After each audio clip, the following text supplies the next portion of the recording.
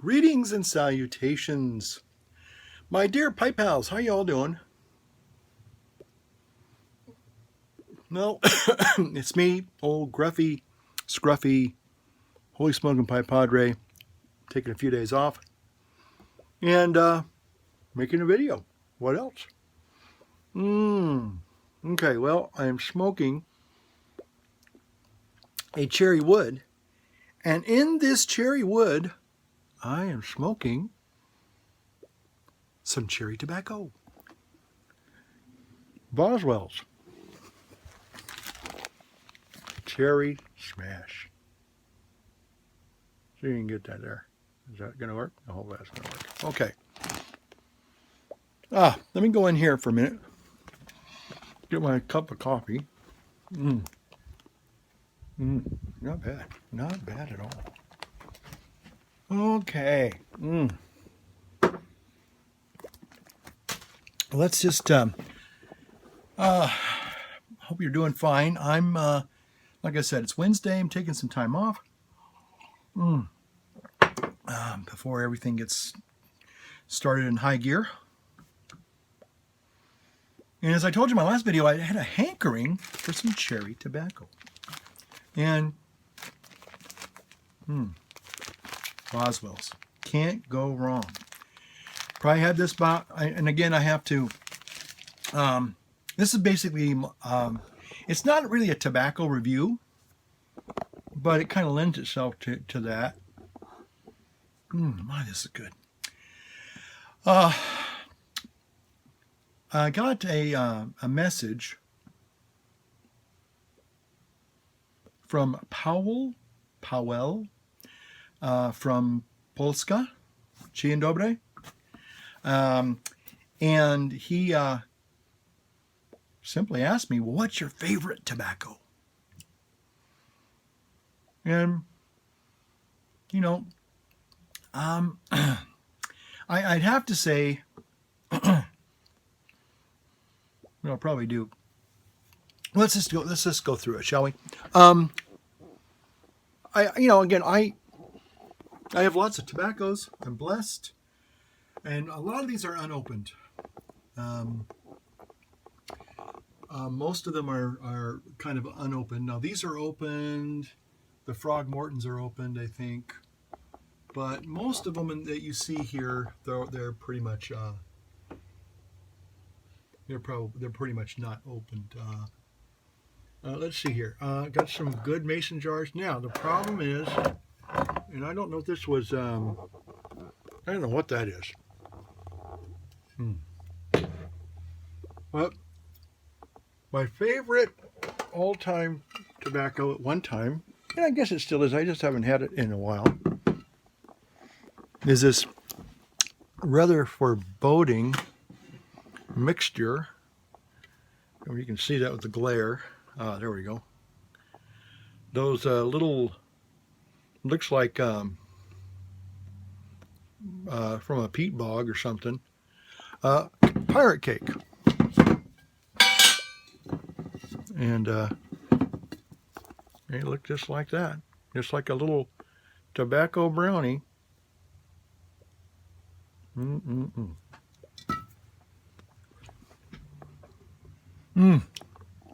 Extremely pungent and very pirate cakey. And I'm going to, Powell asked me, well, what is your favorite tobacco? And so one of the things that I have been doing over the last 4 or 5 years since I've been a YouTube pipe presenter is I have, I've started enjoying different types of tobacco. Again, I was kind of new to the tin tobaccos. And then, of course, I would go to the Briar Patch, or before that, the Tinderbox.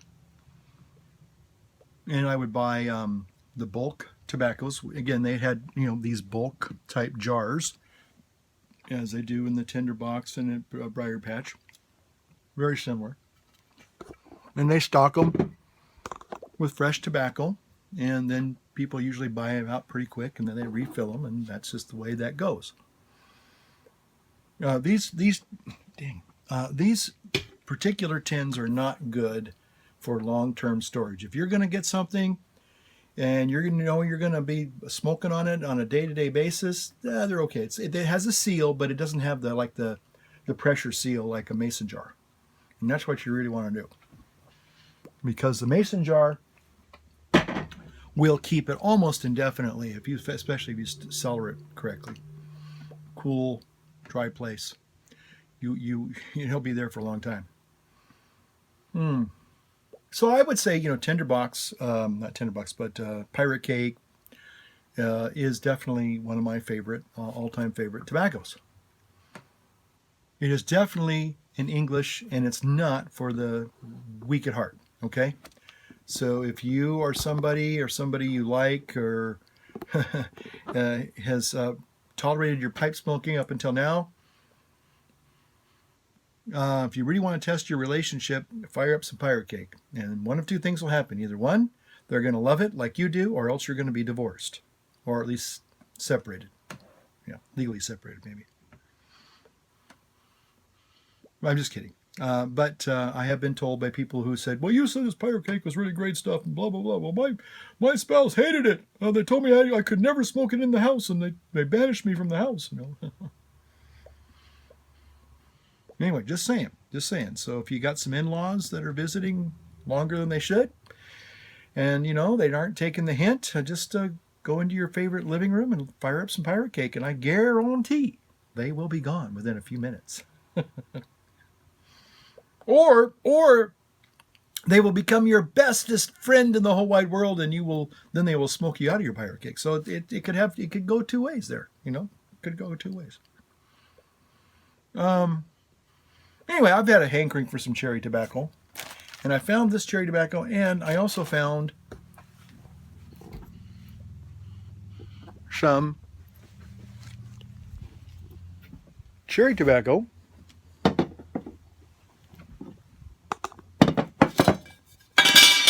from the Briar Patch. And this is, I don't know what this is called, other than just cherry tobacco, cherry smash. No, that's not cherry smash.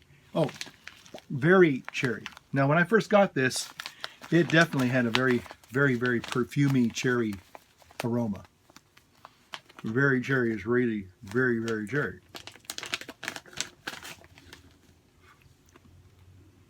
And you can still smell that, folks. You can still smell that. So anyway, I'm going to be doing some cherry tobaccoing tonight. Just taking it easy. As I said, I'm taking some time off. I'm getting ready for the weekend, of course. But anyway, I was rightly rebuked by one of my viewers who was absolutely aghast that he saw me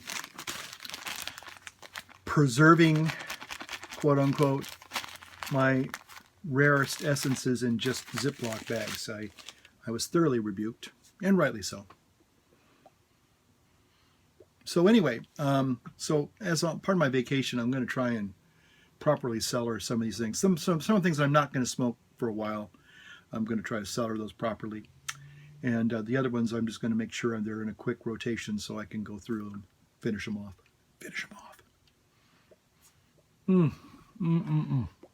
Wow. A couple people commented about the Boswell tobaccos.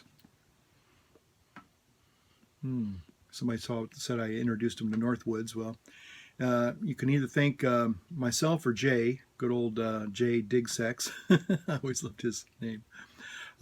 He's the one who taught me about it, or introduced me to it. But anyway, so but Boswell tobaccos are just amazing. Just amazing, amazing, amazing. So anyway, I was going to show some other tobaccos. I've been trying to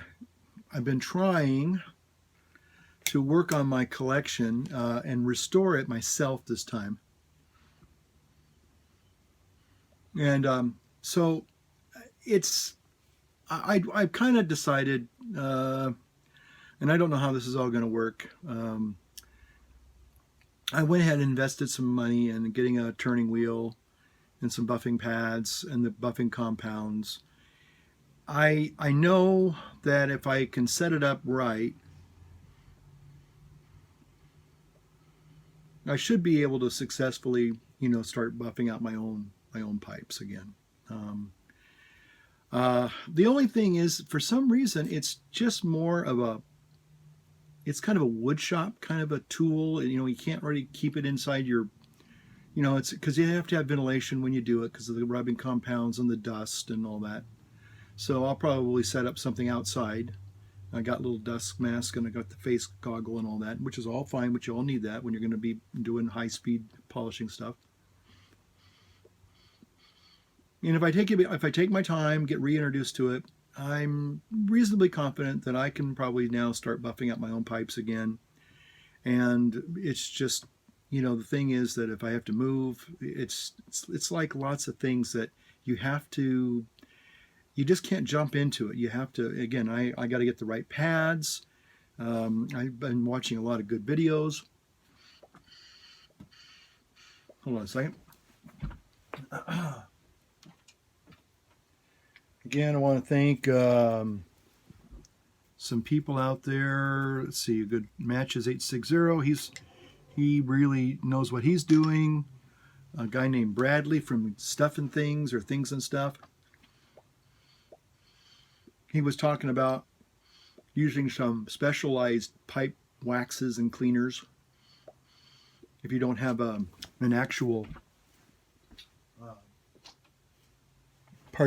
actual buffing wheel. But they're not that expensive.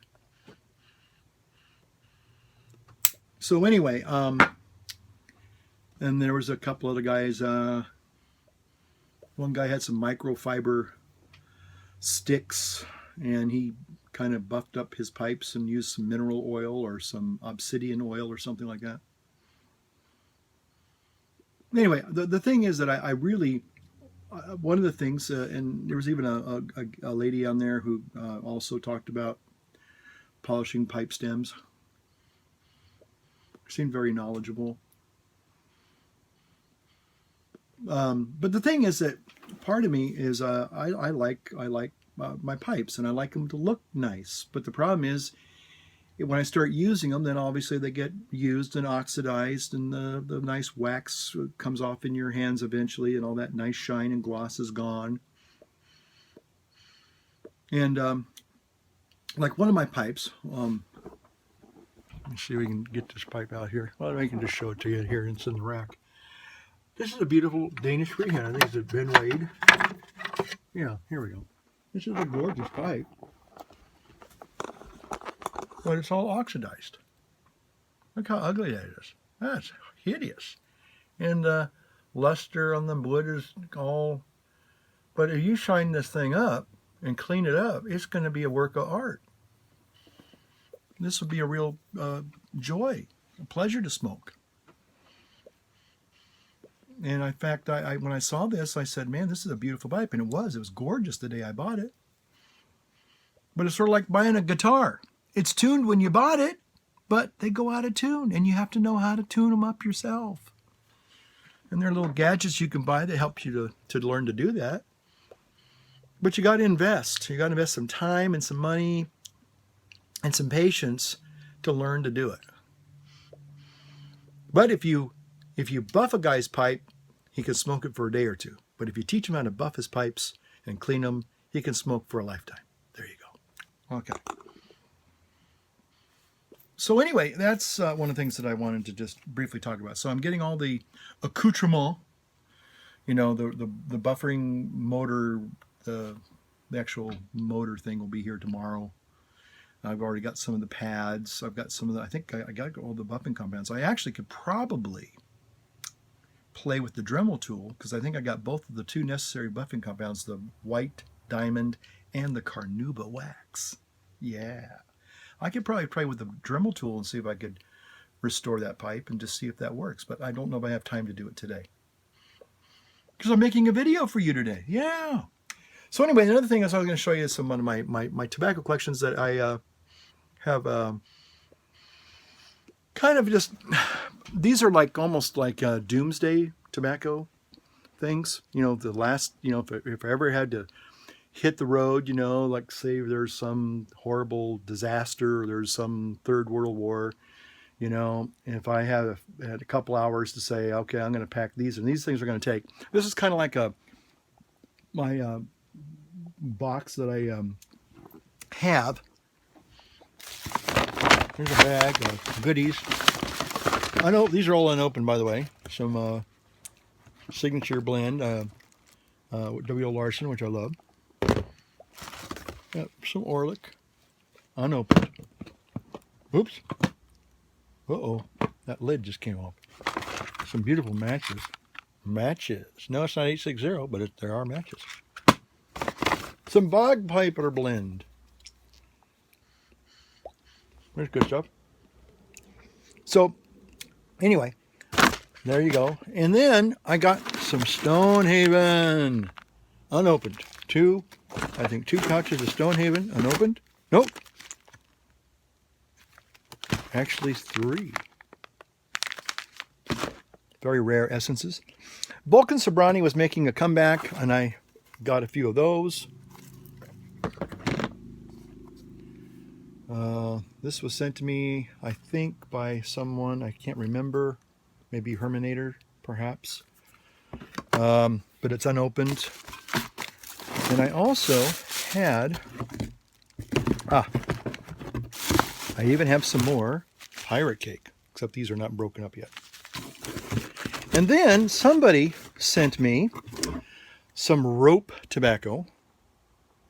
And I actually did smoke this. This has been nicely preserved, so it's nicely sealed. But I actually prepared this once, and I have a video of that. And I've been hankering to try some of this again. And also, I've been really wanting to try something that was given to me, and I absolutely loved it, which was something that Bruno, the Daily Puffer, if you're still out there, Bruno, hope you're doing well. But he sent me, and I even saw a commercial about this just the other day, some St. Bruno. This was really good. Really mild, but really a good tobacco flavor. So those of you who get St. Bruno in the UK and stuff, yeah, great stuff, great stuff. So looking forward to maybe getting reacquainted with St. Bruno. And let's see, hold on a second here. What else do I have? I think this is some Stonehaven. Oh, I had some Black Point. Now this, let's go back over here to the sit down and a chat thing here. This one I'm a little bit nervous about. I'm going to tell you why after I relight my pipe here. After I relight my pipe, yes indeed.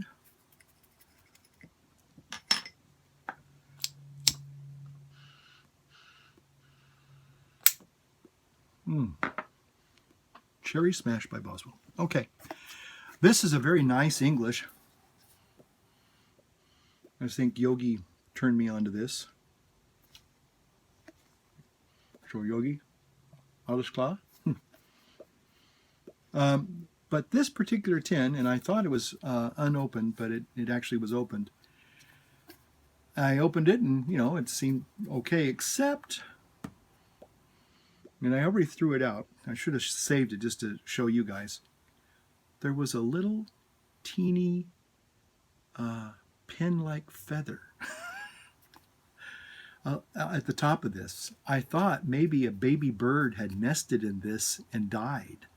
So I pulled back a little paper cover here, because right at the top there were some parts, and in the little tobacco parts that sometimes right on the top there was a little teeny tiny little feather like came from a baby bird or something, and maybe kind of creeped out. So when I pulled this back to look at it, I said, well, is there a little dead bird in there? Can you see there's a dead bird? Smells great. Really great stout English. Good stuff. But so I'm trying to figure out. There was a time when I had Snowball the cat, and my other cat's outside playing right now. It's learned to be an indoor and outdoor cat. It's an outdoor cat and an indoor cat. It's still a kitten, as you know, Elsie, little Lily Cinders. That's her actual name, Lily Cinders, Elsie for short. So there was a time when when I was in the other place at Good Shepherd, and I had Snowball the cat, and there was one or two times that he had a little bird. He'd gotten a little, animal, got a bird, brought it to the door like cats do. It's a gift, a little cat tribute. And that's the only thing I can think of is that maybe the screen door was partially opened and some of those little feathers flew in, and somehow one of them landed inside. I mean, because sometimes I would have, if I was doing a smoking something or something, maybe I had the lid off or something. That's my conjecture. I don't know how a little feather got in there. But anyway, so I'm a little bit nervous because if I dig down and I find a dead baby bird in there, that's not going to be too pleasant, I don't think. But anyway, so Black Point. So I found some other tobaccos I've been kind of holding on to. And in addition to my Good Shepherd collection of, I know, horrified, I know some of you are, seeing all those Ziploc bags and thinking, how could he do such a thing? That's tobacco abuse, I know. But thank God for the Ziploc bag, because at least they're not totally gone, So anyway, this video was basically at the bequest of Paweł from Poland, Polska. And but I thought it would be good to just kind of show you the tobaccos, and again kind of start rotating them, preserving the really finer ones, and just really the ones that are already vacuum packed, I'm not too worried about those, like the Stonehaven. As long as those seals are not broken, those seals are still intact, and plus they've been sitting in a very cool, dark place for the most part. So I'm sure they're fine. In fact, the Pirate Cake still has that wonderful pungent aroma of Pirate Cake.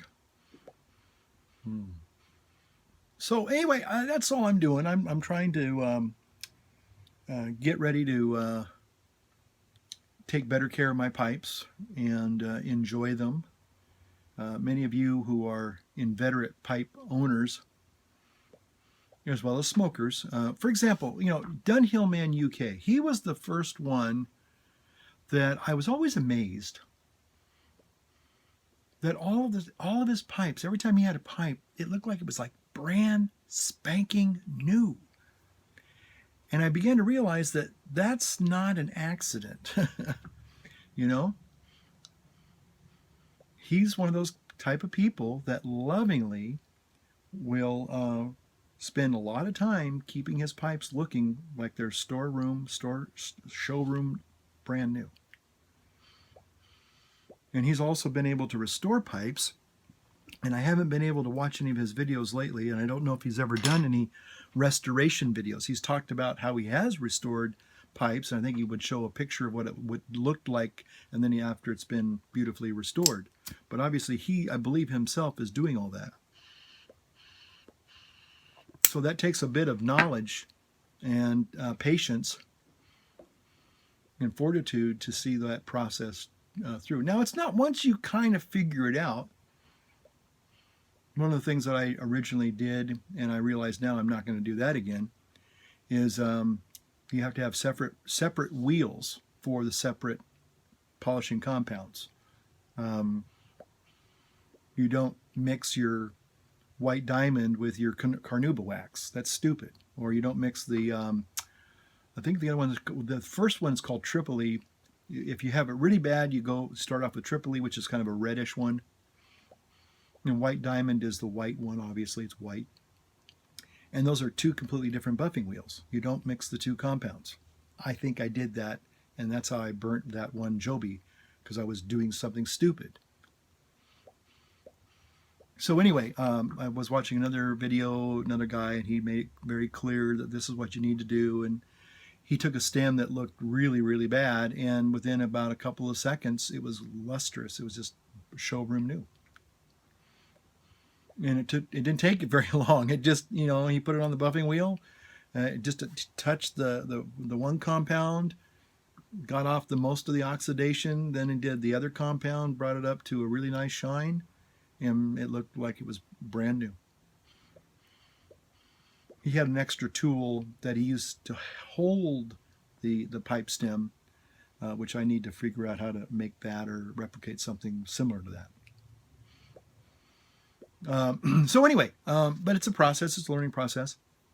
But once you learn to do that, then you can have your pipes looking great all the time, and you don't have to turn them into a pipe store or somebody to do it for you. And that's to me, that's what it's all about, because I really like my pipes to look good. And right now, the ones that came back a year and a half, almost 2 years ago now, they started oxidizing and everything. And so anyway, bottom line is that I'm really disappointed, but that's life, But so that's why I've been really, kind of investigating and investing, as well as investigating the process and getting the tools ready for the hopefully this fall I can start, spending a little bit of time restoring my pipes myself. So anyway, that's all I really was going to share this time. Anyway, so again, the question Paul asked me was, well, what is your favorite pipe tobacco? And again, to be honest with you, I don't have a favorite. It all depends. Like right now, I'm going on my first 30-hour fast. It's Wednesday. Got some coffee here and a fasting pipe. It's the first pipe of the day. It's what, 5 o'clock? A little after 5, almost 5:15, a little over 5:15. Yeah, I got 30 hours now. Yeah, so my magic number is 36 and over. Anything over 36 is good. So now the last couple of days I haven't been, doing. I started my 8th month now of the ketogenic diet, and we're just going to keep going and just see where that leads me. So anyway, but a pipe on a fasting day is quite a welcome thing, and a cup of coffee. So I have a couple of little projects that I want to do. Doggone, this shirt is these big sleevey shirts, and they get caught in my armrests here. And anyway, annoying, irritating. So anyway, just enjoying a pipe. Probably gonna just puff on the pipe all night long and go through some things. Have a couple little projects that I want to do that I'll be able to finish them. Some projects, again, like the restoring of the pipes, or at least the buffing and shining of the pipes. I don't have all the tools really right now to do that justice. So I'm going to wait on that one. And if anybody knows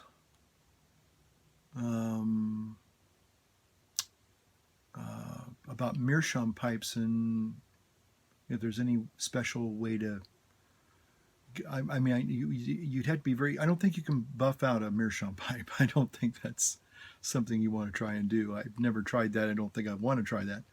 But I would like to find a way to maybe clean up some of the oxidation on the white bowl, if there's a way to do that safely. Anybody out there know how to do that? Send me a PM. Tell me what you've done and if it works, and great. So again, thanks for watching. I hope that helped. I hope I answered your question, Powell. And so again, so to all of you out there, have a wonderful evening, and I'll just kind of quickly process this video and put it up there for you to all see. And if you have any questions or comments or ideas you want to share, by all means, drop a little comment in the bucket below, and You know, maybe you've got some great tips on how to do pipe restoration and pipe cleaning. And I mean, I know about the salt and the alcohol treatments and all that. And I just got some new pipe sweetener from the Tinderbox. It's not the original pipe sweetener. It's a different flavor. It has more of a minty flavor. This other one, the original I had from 30 some odd years ago, a little dab left. And I was trying to find, if anybody knows any way to get the original pipe sweetener from the Tinderbox, let me know. But the stuff they have now is kind of this minty green stuff, and I don't know if that's really, I know that's not the original, but the original had a different flavor or fragrance to it. Okay, well, thanks for watching, and again, I'll talk to you later. Maybe I'll have some an update on the old pipe buffing, pipe cleaning tips that I can tell you, you know, not that I'm an expert, because I'm not, but I can certainly will be willing to share my trial and error as I move into this new pipe adventure. Okay, so thanks a lot for watching. We'll see you soon. Bye.